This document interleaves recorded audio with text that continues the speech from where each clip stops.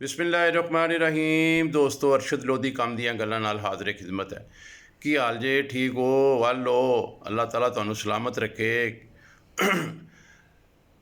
यार दोस्तों, एक गल तुहानू मैं कहना भुल गया यार। तुसी कम अज़ कम अपने ਜਿਹੜੇ ਕਮੈਂਟਸ ਬਾਕਸ ਹੁੰਦਾ ਉਹਦੇ ਵਿੱਚ ਮੈਨੂੰ ਦੱਸਿਆ ਕਰੋ ਕਿ ਤੁਸੀਂ ਕਿਹੜੇ ਸ਼ਹਿਰ ਤੋਂ, ਕਿਹੜੇ ਮੁਲਕ ਤੋਂ ਮੈਨੂੰ ਦੇਖ ਰਹੇ ਹੋ, ਕਿਹੜੇ ਸੁਣ ਰਹੇ ਹੋ।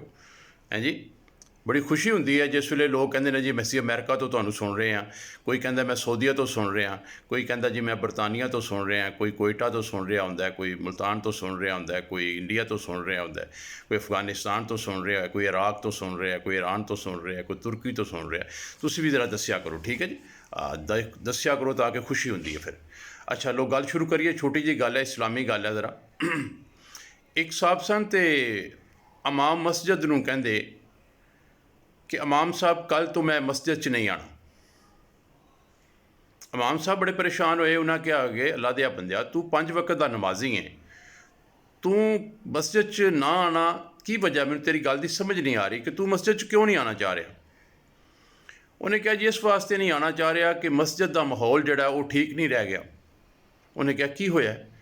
उन्हें कहा जी कोई सियासी गल कर रहा होंदा है, कोई चुगलखोरी कर रहा है, कोई आपस च गप्पां ला रहा होंदा है, कोई मोबाइल ते मतलब चैट कर रहा होंदा है, कोई फेसबुक देख रहा है, कोई यूट्यूब देख रहा है। यार मैं मतलब तंग पै गया ऐसे माहौल नूं देख देख के, तो मैं फैसला किया कि कल तो मैं मस्जिद च नहीं आना, बल्कि मैं घर बह के ही नमाज नमूज पढ़ लवां करा। इमाम साहब बहुत समझदार सन, जहीन सन। उन्हें कहा कोई गल नहीं, अगर तू ये फैसला कर ही लिया तो एक छोटा जिहा जिहड़ा सवाल है मेरा, उसका भी जवाब दिंदा जा। उन्हें कहा जी हाँ बिल्कुल पूछो जनाब। उन्हें एक पानी का गिलास जिहड़ा उन्होंने भर के ते एक प्लेट दे उत्ते रख दिता।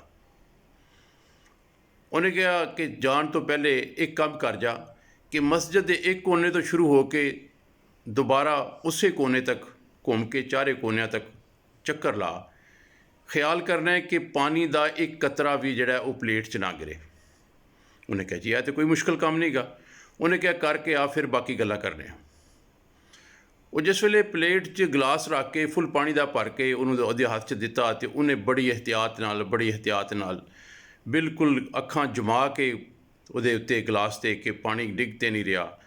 उन्हें बड़ी एहतियात नाल चक्कर पूरा करके तो इमाम साहब को पहुँच गया। तो उन्हें कहा इमाम साहब लो मैं चक्कर पूरा कर लिया तो एक कतरा पानी का जिहड़ा वो भी नहीं गिरिया। इमाम साहब ने गिलास वाल देखा, प्लेट वाल देखा तो वाकई कोई कतरा पानी का नहीं सी डिगया। तो इमाम साहब ने पूछा कि यार यह किस तरह मुमकिन है कि गिलास फुल भरिया हो, तू पूरी मस्जिद का चक्कर लाया तो एक कतरा भी तू पानी का नहीं गिरन दिता। उन्हें कहा जी इस वास्ते कि मैं पूरी तवज्जो दे नाल इहदे ते नज़र रखी है कि कोई पानी का कतरा ना गिरे, तो बड़ी एहतियात दे नाल जिहड़ा ना चक्कर पूरा किया, तो इस वास्ते जनाब जिहड़ा ना पानी का कतरा कोई नहीं गिरिया। इमाम साहब ने कहा बिल्कुल ठीक है, तू अपने इम्तिहान च पास हो गया, लेकिन ये दस कि जिस वेले तू चक्कर ला रहा सा इस दौरान किहड़ा बंदा मस्जिद च आया तो किहड़ा बंदा मस्जिद चों बाहर गया। उन्हें कहा जनाब मैं तो मेरी तो पूरी तवज्जो गिलास वाल सी ते पानी वाल सी कि गिरे ना, तो मैनू तो कोई पता नहीं लगा कि मस्जिद च आया कौन है तो मस्जिद च गया कौन है। तो इमाम साहब मुस्कराए। उन्हें कहा यार गल सुन, एक पानी के गिलास तू कि पानी का गिलास गिर ना जाए, तेरी तवज्जो इन्नी सी कि तेनू ये नहीं पता लगा कि मस्जिद च आया कौन है तो मस्जिद च गया कौन है। तो जो तू अल्लाह के हजूर पेश होना है नमाज पढ़ने वास्ते, अल्लाह ना सवालो जवाब तेरे होंदे ने, उस वेले तेरी तवज्जो इस काबिल हुंदी है कि तेनू पता लगता है कि लोग चुगलियाँ कर रहे हैं, कोई सियासी गल कर रहा है, कोई मोबाइल ते गल कर रहा है।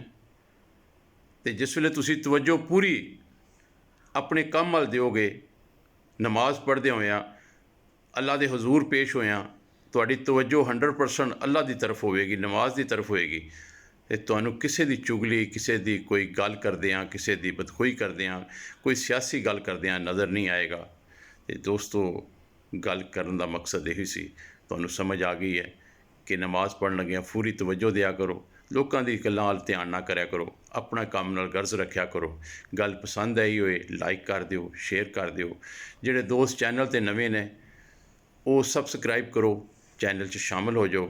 लेकिन एक गल याद रखो कि बहुत सारे दोस्त यानी मैं चेक करदा कि कोई तकरीबन 66-67% ਲੋਕ ਐਸੇ ਨੇ ਕਿ ਜਿਹੜਾ ਮੇਰਾ ਚੈਨਲ ਤੇ ਬੜੀ ਰੂਟੀਨ ਨਾਲ, ਬੜੀ ਖੂਬਸੂਰਤੀ ਨਾਲ, ਮੁਹੱਬਤ ਨਾਲ ਦੇਖਦੇ ਨੇ, ਲੇਕਿਨ ਉਹਨੇ ਮੈਨੂੰ ਅਜੇ ਤੱਕ ਸਬਸਕ੍ਰਾਈਬ ਨਹੀਂ ਕੀਤਾ। ਮੇਰੀ ਰਿਕੁਐਸਟ ਹੈ ਉਹਨਾਂ ਦੋਸਤਾਂ ਅੱਗੇ ਕਿ ਚੈਨਲ ਨੂੰ ਸਬਸਕ੍ਰਾਈਬ ਵੀ ਕਰ ਦਿਓ ਤਾਂ ਕਿ ਮੇਰੇ ਸਬਸਕ੍ਰਾਈਬਰ ਵੱਧ ਜਾਣ।